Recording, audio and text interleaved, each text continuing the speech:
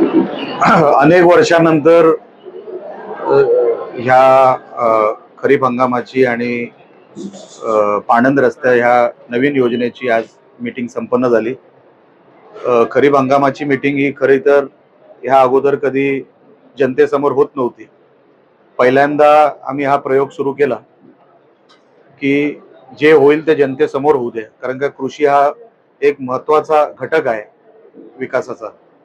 आणि शेतकऱ्यांना कळावं की आपल्या तालुक्यामध्ये खरीप हंगामच नाही तर प्रत्येक हेड खाली प्रशासन लोकप्रतिनिधी नेमकं काय करतायत हे जनतेला पण कळावं, यासाठी आम्ही जनता दरबार टाईप आम्ही हे खरीप हंगामाची मीटिंग घेतली. या अगोदर मागच्या लोकप्रतिनिधींनी फक्त एका रूम मध्ये 2-3 लोकांना अधिकाऱ्यांना घेऊनच अशा मीटिंग व्हायच्या.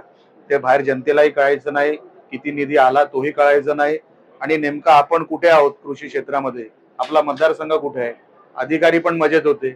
आणि आज अधिकाऱ्यांना सगळ्यांसमोर उत्तर द्यावं लागतंय की त्यांच्यासाठी पण आता ही काम करायची पद्धत ही आपल्या मतदारसंघासाठी योग्य ठरेल असं मला वाटतं.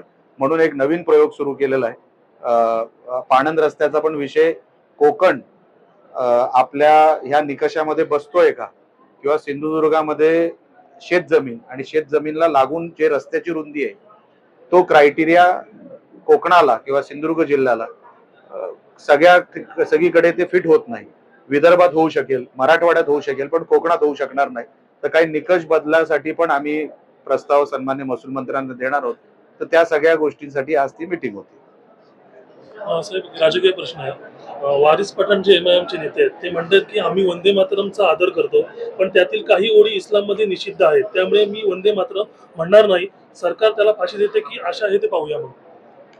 मग तोच सांगतोय ना, फाशी कशाला गोळ्यात घातल्या पाहिजे. तोच सांगतो ना फाशी द्या. सरकारने याची दखल घ्यावी आणि रशीची जी काय हे आहे प्रोसिजर आहे त्याच्यावरती वेळ घालू नका.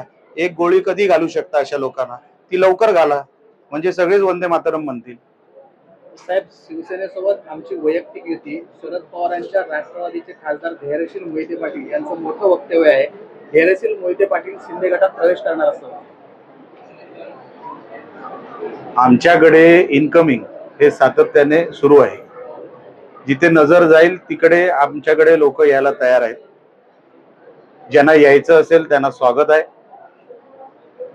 पण तुम्ही जे नाव घेतलं, मला वैयक्तिक जर तुम्ही विचारलं तर मला या विषयाची माहिती नाही. पण जे काय आमच्याकडे इनकमिंग सुरू आहे ते जर बघता 100% नियोजन असेल, आणि म्हणून या सगळ्या चर्चा आहेत. साहेब, इन्कमिंग तुम्ही बोलला त्याप्रमाणे सिंधुदुर्गात जिल्ह्यातूनही मोठं इन्कमिंग शिवसेनेत होत आहे. ते सातत्यानं लवकरच 15 पर्यंत त्याचा एक निकाल येईल असं म्हटलं. तुम्ही मुहूर्त काढला हे मला आता माहिती पडलं, पण आमच्याकडे 15 तारीख 20 तारीख असं काही नाही.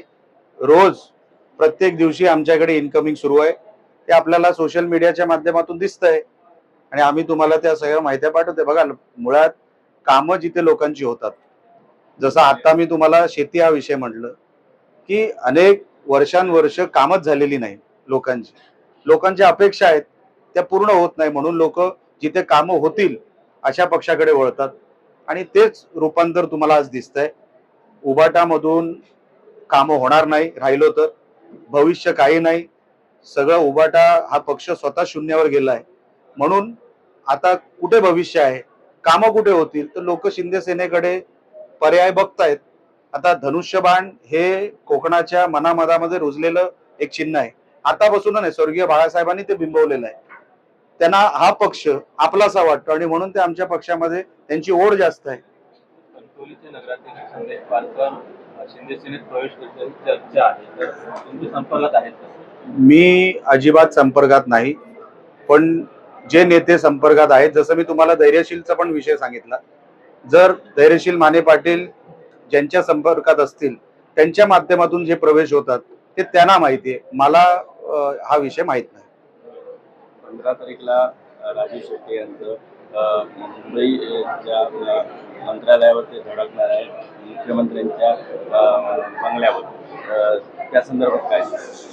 नाही, ते इथे तिथे धडक देतच असतात. ते काय, ते मागे कोकणात येऊन गेले, कारण का इकडचे नेते तसे सक्षम नाहीयेत म्हणून काही लोकांनी त्यांना बाहेरून बोलवलं असं असं असा एक प्रकार झाला.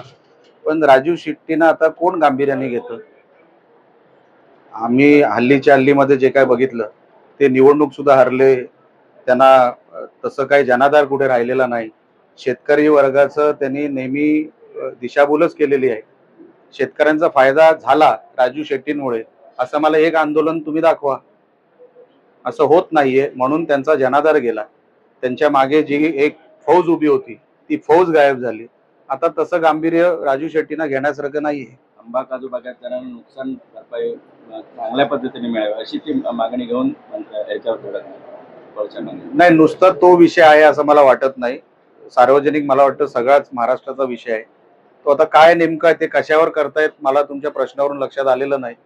पण जे काही विषय असतील त्यांचे, राजू शेट्टी साहेबांचं जे इमेज झाली आहे ते त्यांच्या आंदोलनाला आता तसं गांभीर्य राहिलेलं नाही. एक वेळ होता त्यांचा पण शेतकऱ्यांच्या मागे ते 100% तसे उभे राहिले नाहीत. शेतकऱ्यांना सोडलं, शेतकऱ्यांचा विश्वास त्यांच्यावरचा संपला आणि म्हणून आता त्यांच्या आंदोलनाला तसं काही राहिलं नाही. म्हणतो ना ते रिस्पॉन्स मिळेल असं काय, आणि जास्त शेतकरी त्यांच्यामध्ये इन्व्हॉल्व्ह होत नाही हल्ली, तर असंही बघितलंय मी.